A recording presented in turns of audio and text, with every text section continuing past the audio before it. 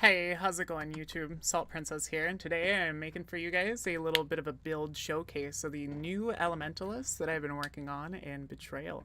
We're pretty far into Betrayal, and I managed to amass a pretty good amount of currency, and so this is my big spender character, and I'm pretty happy with how it's turning out. So we are a triple herald elementalist that is spec'd into, well, a bunch of different things. So let's show off the ascendancies before I talk about the whole thing. I guess I'll just point out this is a Stormcall based like primary attack character.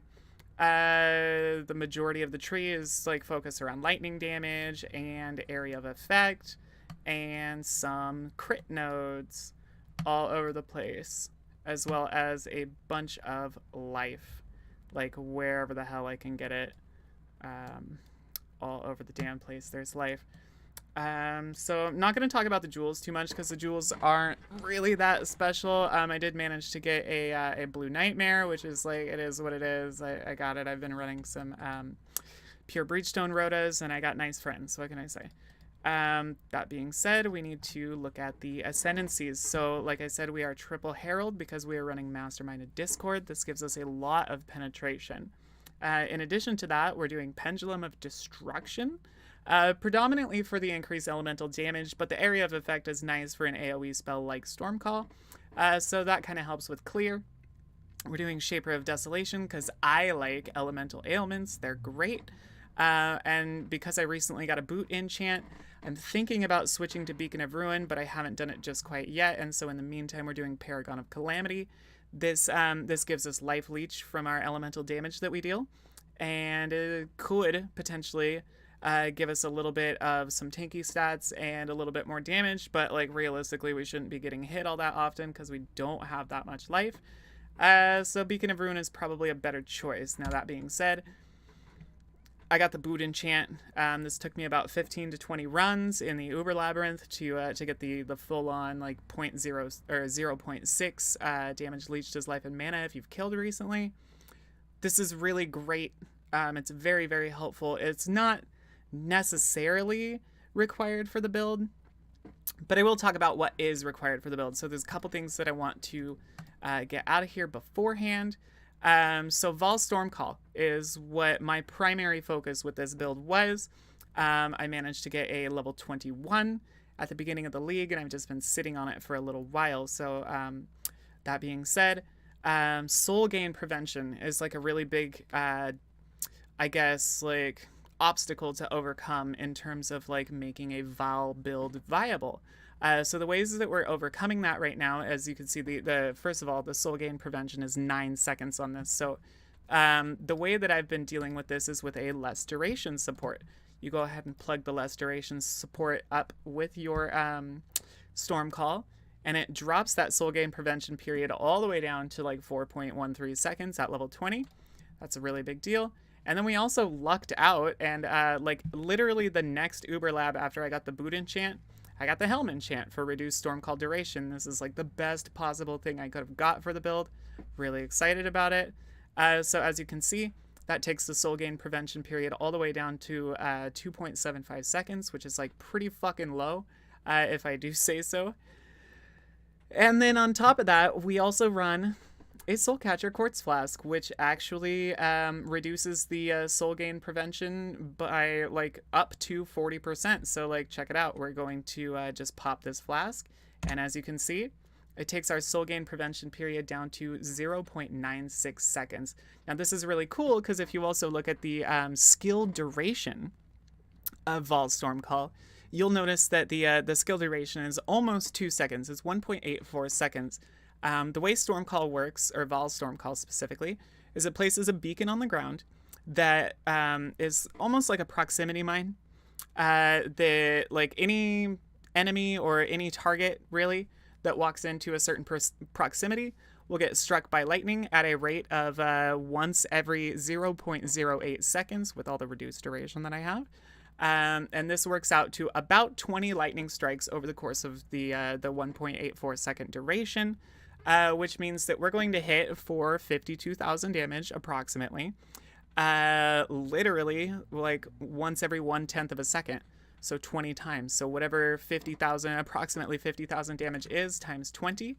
It's a lot of damage. I'm pretty sure last time I checked it was close to 1,000,000 damage over the duration of 2 seconds. So it's like 500,000 damage per second. And then the even more exciting thing about that is with the blood-stained fossil modifiers that we have in our weapons, the 20% reduced soul cost of Vaal skills on both of these, as well as the 20% reduced soul cost of Vaal skills during Flask effect that you get from Soul Catcher, we can actually get upwards of 3, even 4 full-on stacks of the Vaal Stormcalls. So we could lay down multiple at the same time. So like if you have 3 Vaal Stormcalls and only 1 target and you throw all of them down, you're doing somewhere in the neighborhood of like 1.5 million Shaper DPS. Kind of nice. Good number. So one of the things that I need to point out about Soul Catcher that we're trying to work around is the cannot gain mana during Flask effects. That's kind of a pain in the ass. So we are using Lavianga's Spirit to counteract this, that says your skills have no mana cost during Soul Flask or during Flask effect. So let's check it out. So we're just gonna drop a couple of these real quick, get our mana down real low. We're gonna pop both flasks, and as you can see, we just spam them for the entire flask duration. Pretty nice.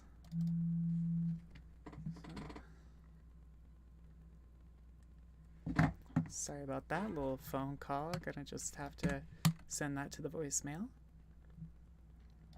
So yeah, so let's check out what the build can do in an actual map.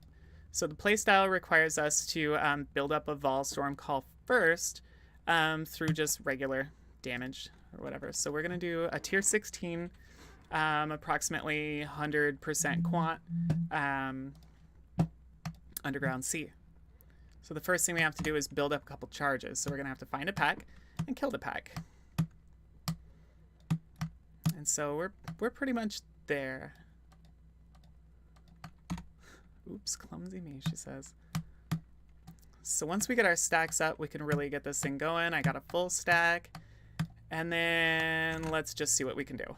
So that's 1 Vaal Stormcall. That's 2 Vaal Stormcalls. That's 3 Vaal Stormcalls. Need more mana. And wow, I'm getting so many alvas. That's insane. Let's just go in and do this real quick. See what we can pull off. Okay, this is the poison chamber. So let's just delete that guy. That was actually the architect. Don't know if you caught that. He wasn't around for very long. So yeah, as you can see, like once you actually get up your stacks of the Vaal Stormcall, you do pretty ridiculous damage. It's unfortunately not the tankiest build on the planet, so we do have to be pretty careful still. But nevertheless, like the damage is absurd, and it feels really nice. Once you get your stacks up, at least. So we're just gonna run out, just for brevity's sake.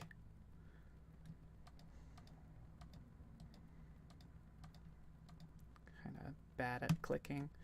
That's nothing, so let's just keep it rolling. Little bit ridiculous that I've gotten so many alvas. I've tried to record this video 3 times. I've gotten an alva every single time. I also got deleted by one of these. But that's a pretty nice thing to show off, right? So that was a tier 16 transport. Just drop a couple Vaal Stormcalls, and that's a really nice way to deal with things.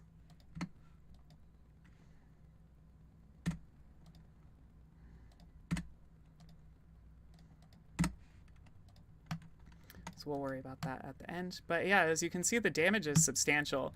That being said, you have no life, so the damage has to be substantial. Let's get these guys cleared out before we go in there. Mostly I just wanted to get that Headhunter stack.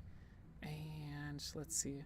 Cultivator Chamber, huh? I don't know what that is, but I'm trying to get rank 3 everything, so let's go.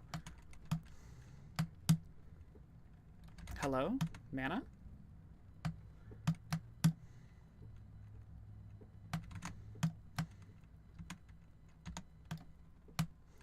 Okay, and say goodbye to the architect.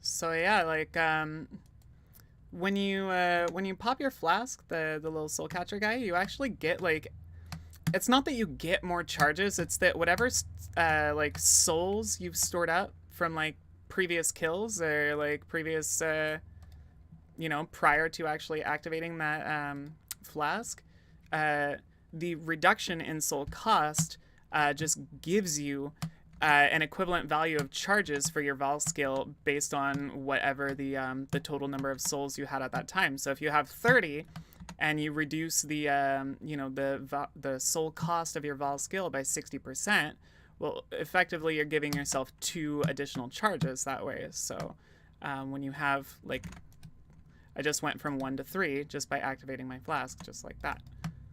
So and then in addition to that, the fact that we have such an insane reduction on our soul gain prevention period, we're actually gaining those souls back while we're dealing damage. So hopefully I'll be able to show that up against Mervale here in just a second. Didn't even realize that dropped. So this map is going pretty well. I feel like it's pretty much clear. I think there's just going to be something ridiculous in Ursula's room. Hopefully not, but we'll see.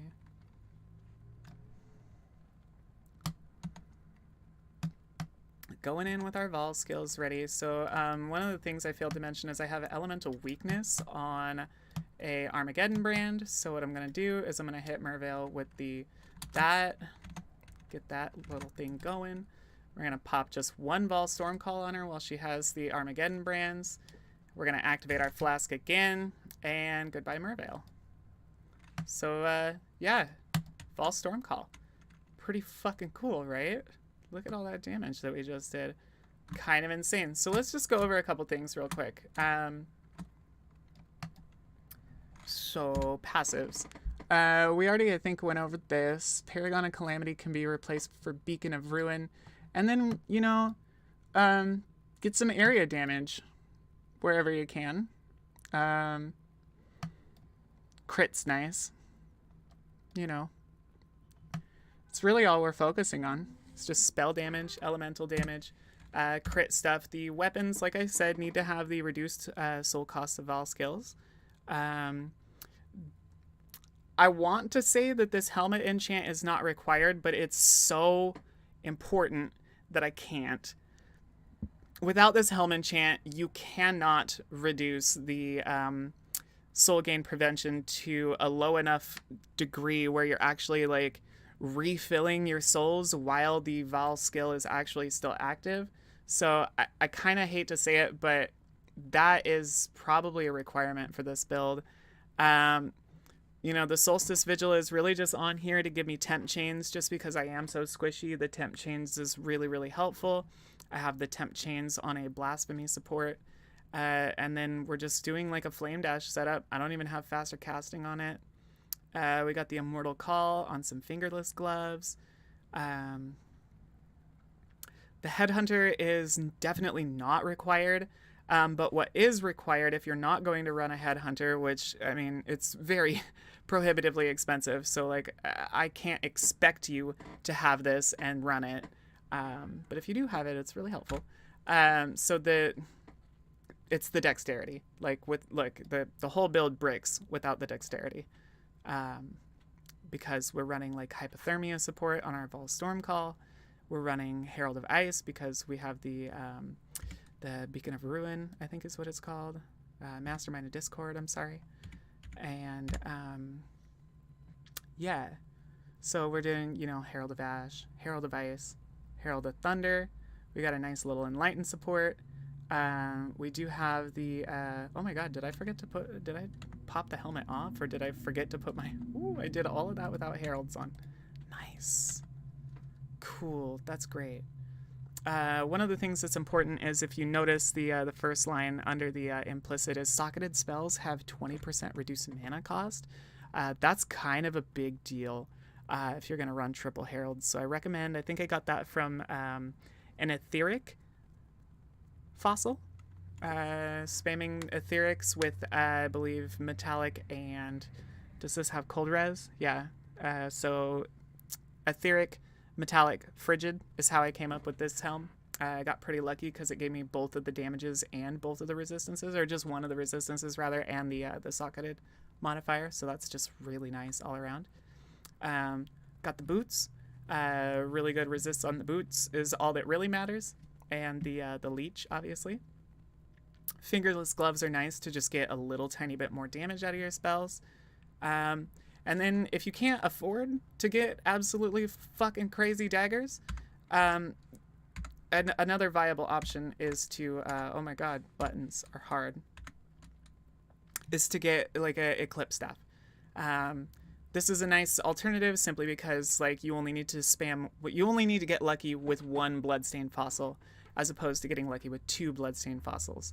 If you're going to go this way, I recommend trying to target the damage penetration. I don't use this because it has the cold res on it, which I obviously don't need, and I couldn't get any crit on it. It unfortunately substantially lowers my damage using it, so the 2 little dagger guys are way better because of the global crit strike. I don't know. It's pretty good. I guess global crit strike is on this too, so I don't know. That being said, other options, you could do like a carcass jack instead of a lore weave, or you could even do a complete like low life ES setup and run a chevrons, and you honestly, you do lose a little tiny bit of damage if you go those other 2 options, but like according to my POB details, it's really not that much. It's like 7 to 11, maybe 15% of your damage. It's really, I just one-shot Merveil, like literally. So like obviously the damage is so absurdly high that you can afford to lose a little tiny bit if you want to. I just happen to have a pretty nice lore weave, so I felt like keeping it. But yeah, so anyway, that's my really, really expensive Vaal Stormcall character that I've been working on for a little while. I'll just leave you guys with that. But if you guys are enjoying the content and if you guys enjoy the build, let me know in the comments. Feel free to give me a subscribe, I suppose. Definitely not a requirement at all, but I just will let you guys know I'm enjoying making content for you guys, and I really appreciate the handful of you that swing on by and check things out. So yeah, keep that up. I hope you guys have a lovely day, a lovely weekend, a lovely time. I'll see you next time. Peace out.